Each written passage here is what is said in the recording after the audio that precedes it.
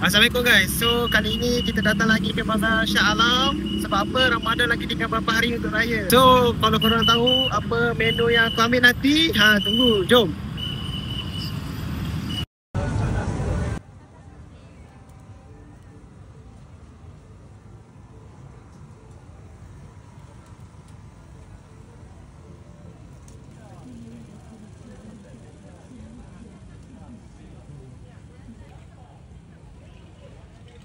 So, kita dah beli makanan ni, jom kita try. Tak sabar kan? Kita tunggu membuka nanti.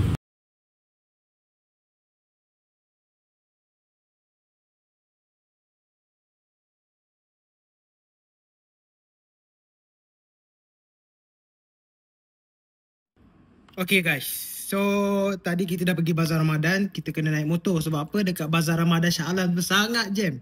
So first kita nak try ini. Dia panggil telinga keling, ataupun orang panggil, orang Terengganu panggil dendram.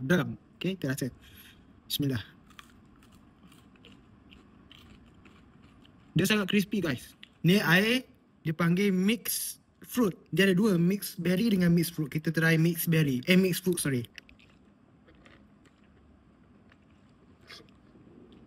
Masya Allah, sangat sedap, creamy.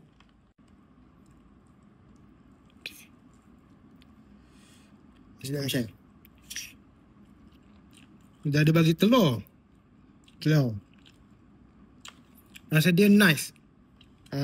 Rasa rempah dia, nasi dia pun ada berempah dengan rasa kambing. Nice lah. Bagi yang tak minat, bukan penggemar kambing tu, mungkin dia akan rasa kambing sikit lah. Tapi bagi aku suka daging. Dia tak rasa daging kambing sangat.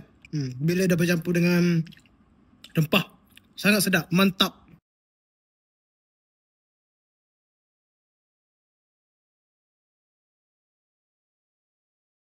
Itulah hasil tangkapan aku dekat Bazar Shah Alam. Guys, Ramadan tinggal beberapa hari lagi. Macam-macam menu yang korang boleh try. Jom pakai-pakai serbu.